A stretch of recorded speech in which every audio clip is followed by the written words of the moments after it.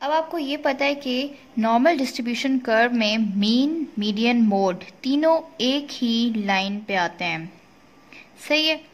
तो मीन आपने किस तरह निकाला, ऑल वैल्यूज को ऐड करके divide by total number of values. और मीडियन क्या होता है, लोएस्ट और हाईएस्ट वैल्यू के बीच में आता है, सही है। So this one is the median, mid value.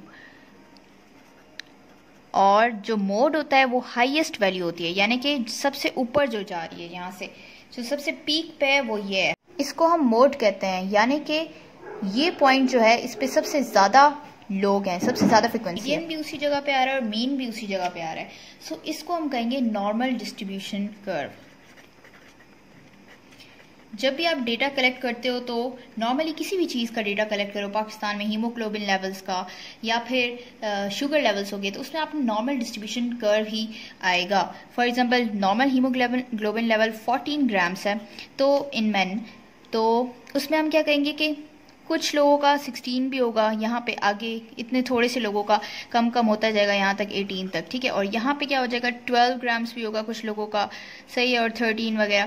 तो ये सारी वैल्यूज हैं हीमोग्लोबिन लेवल की, और उसमें जो मीडियन, मीन और मोड आया वो 14 ग्राम्स आया हमारे पास। तो mean, median and mode all are equal, ये हो गया नॉर्मल डिस्ट्रीब्यूशन कर्व। अब इसमें खराबी कैसे बचेगी, कुछ डेटा हम कलेक्ट करते हैं जिसमें नॉर्मल डिस्ट्रीब्यूशन कर्व हमें नहीं मिलता, बल्कि हमें उसमें स्क्यूनेस मिलती है। जो खराबी होती है हम उसको स्क्यूनेस कहते हैं। This one is normal, but अगर कोई खराबी होगी उसको हम कहेंगे skewness in mean, median and mode, यानी ये तीनों इक्वल नहीं होंगे।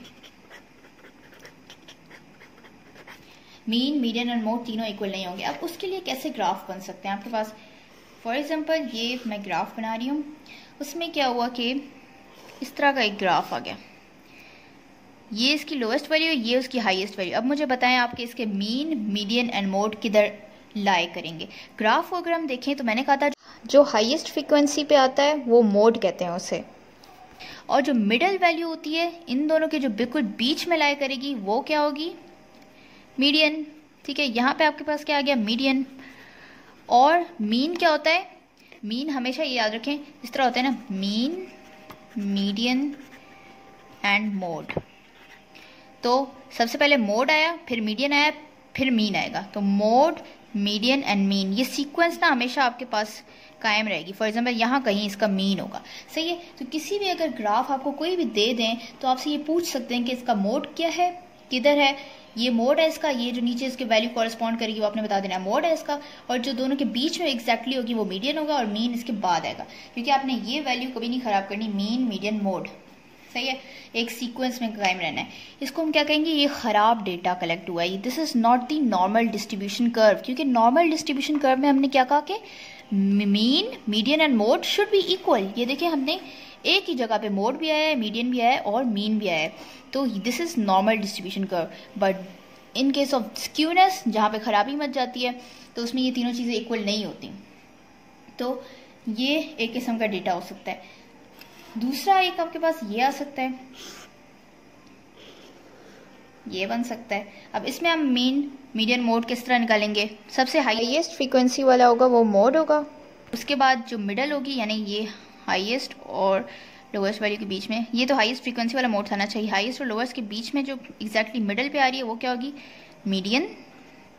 और मीन क्या होगा, इसी सीक्वेंस को फॉलो करेगा, मीन, मीडियन एंड मोड, तो यहाँ पे कहीं मीन लाई करेगा इसका, सही है। तो इस केस में और इस केस में, दोनों केसेस में हमारे पास खराबी मची है, तो हम इसको क्या कहेंगे, खराबी किस में मची है, सेंट्रल टेंडेंसी मेजर्स में। वो क्या थे, मीन, मीडियन एंड मोड, इन चीजों में खराबी मच गई, ये तीनों इक्वल नहीं है और ये तीनों अनइक्वल हैं। इस केस में आप देख सकते हैं कि सबसे तीनों अलग अलग जगह पे लाई करें और इसमें भी तीनों अलग अलग जगह पे लाई करें। एक बात यह याद रखें कि इसको हम कहेंगे स्क्यूनेस। अब जिसकी तरफ टेल होगी ना, हम उस तरफ का कहेंगे उसको स्क्यूड डेटा है। इसकी कहाँ पे टेल है, राइट साइड पे, हम कहेंगे इसको राइट साइडेड या राइट स्क्यूड,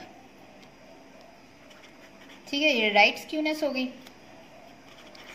और ये वाली कौन सी होगी, इसकी टेल कहाँ पे है इस ग्राफ की, लेफ्ट साइड पे, तो ये वाला क्या हो गया, लेफ्ट क्यूनेस। सही है। और इसको हम क्या कहेंगे, नेगेटिव क्यूनेस भी कह सकते हैं, क्योंकि ये पहले वैल्यू नेगेटिव है ना, और ये आगे जाएगी वैल्यू तो ये पॉजिटिव हो जाएगी, तो इसको हम पॉजिटिव कह देंगे, पॉजिटिव स्क्यूड या फिर राइट स्क्यूड, और लेफ्ट की तरफ होगा तो नेगेटिव स्क्यूड आ जाएगा। क्योंकि ये देखें, ये जो लाइन है ना शो करती है वैल्यूज़ को। फॉर एग्जांपल अगर ये मैंने आप बनाया ना, यहाँ पे वैल्यूज 12 ग्राम्स, 13, 14, 16, 18, तो ये प्लस है और यहाँ पे माइनस, पीछे जाएंगे तो माइनस है और यहाँ पे जा रहे हैं तो प्लस वैल्यू है। तो इसलिए हम अगर इस तरफ टेल है तो राइट स्क्यूड या फिर प्लस स्क्यूड, और अगर पीछे की तरफ है तो माइनस स्क्यूड या फिर लेफ्ट स्क्यूड। ये समझ आ गया आपको? तो हमने कहा कि ये आप देख सकते हैं, measure of central tendency, mean, median, mode.